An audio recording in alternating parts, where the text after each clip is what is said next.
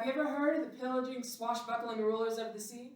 If you have, then captains such as Blackbeard, Anne Bonny, and Sir Francis Drake might ring a bell.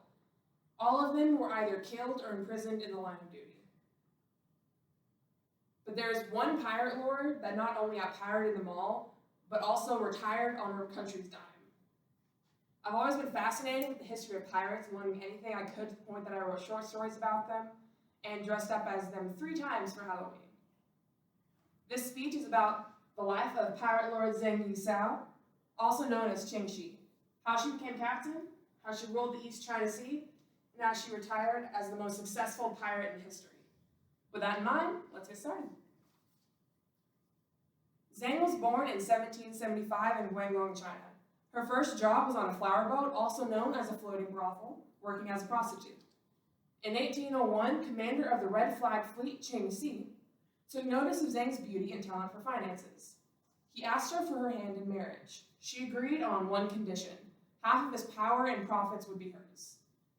Now as the 16-year-old wife of the pirate captain, together they sailed the sea as a ruthless pair with a fleet divided into 6 categories: black, white, green, yellow, blue, and the leading pirate ship, red. With the help of Zheng, the pirate crew grew from 200 to over 1,000 ships, but unfortunately her husband would never see his crew grow to that number, because 6 years later, Zheng was left widowed by Cheng Shi. No one knows if it was in battle or in storm, but the result left Zheng on shaky ground for her position as leader. Her husband's adopted son and lover, Cheng Pao, also had rights to become captain. Back then, it was common for adults to adopt younger adults in China to set a connection between each other for the future.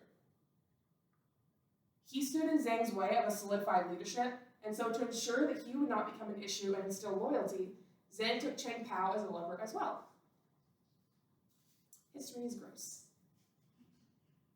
Now, as the sole captain, Zheng installed new laws to keep her massive crew in line. The rules were strict and swift. Rape a female prisoner, beheaded. If a member of the crew harmed a town that was paying them protection money, beheaded. Disobey orders, you don't need your ears, you don't listen anyway. Items seized in raids would be registered and distributed among everyone. 20% to the ship that registered it, and 80% to the entire armada. These rules led to an obedient crew that worked together flawlessly. As stated earlier, Zheng was a cunning businesswoman. Instead of only pillaging villages and ships, she imposed protection taxes on villages. If they failed to pay, she would burn, slaughter, and loot.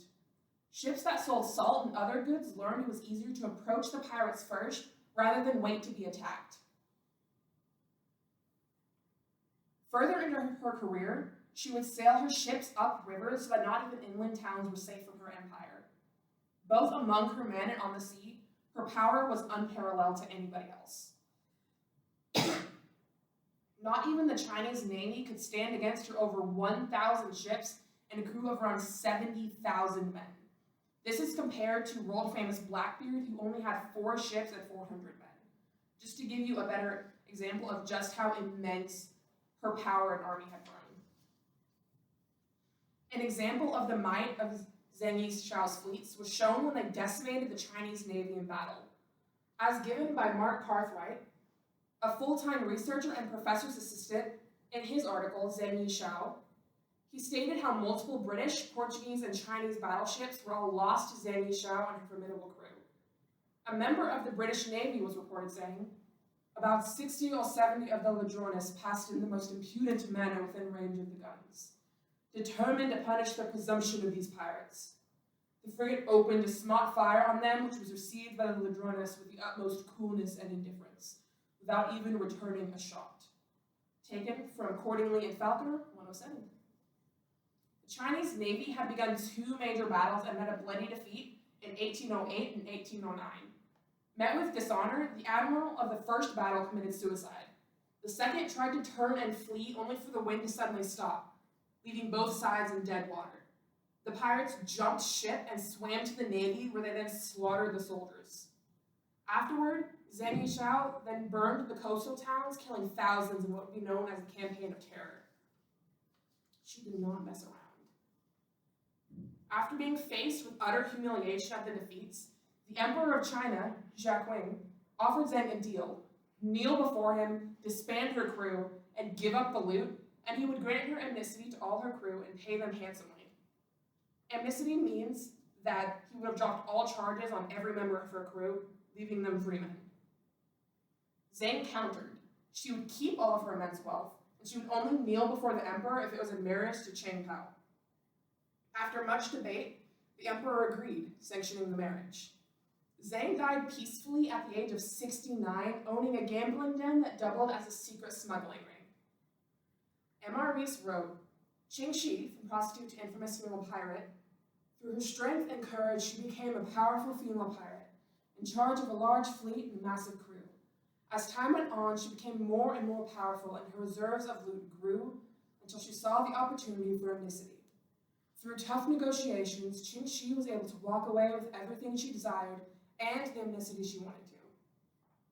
Thus ends the tale of pirate queen Zheng Yishao. She began as a prostitute and married into piracy, ruled the East China Sea, defeated not only China's navy but 2 others, and retired in glory. She remains as the most successful pirate in history, not only dying rich in peace, but never once having the threat of a noose being around her neck. It is no exaggeration to call Zheng Yishao the pirate queen to rule them all. So, knowing that the title of pirate queen is taken, what would your pirate name be? Thank you for my list.